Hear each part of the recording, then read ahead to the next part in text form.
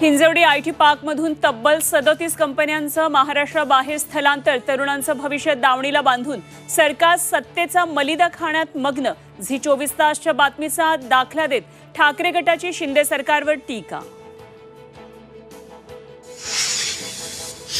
आरोपीचा blood report बदलण्यासाठी महिलेचे सॅम्पल वापरल्याची सूत्रांची माहिती, तर डॉक्टर तावरेंनी ब्लड सॅम्पल बदलण्यासाठी दबाव टाकला।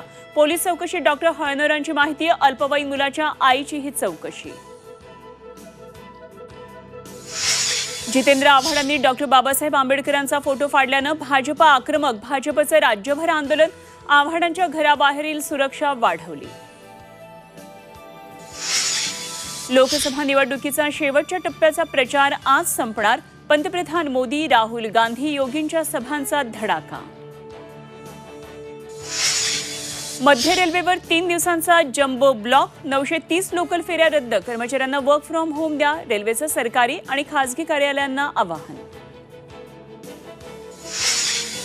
आणि मुंबईत आजपासून 5% पाणी कपात, पाणीसाठा घटल्यानं मुंबईकरांवर पाणी संकट, तर मुंबईमध्ये टँकर माफियांकडून पाण्याची चोरी, शेकडो कोटी रुपयांचा काळा धंदा उघड।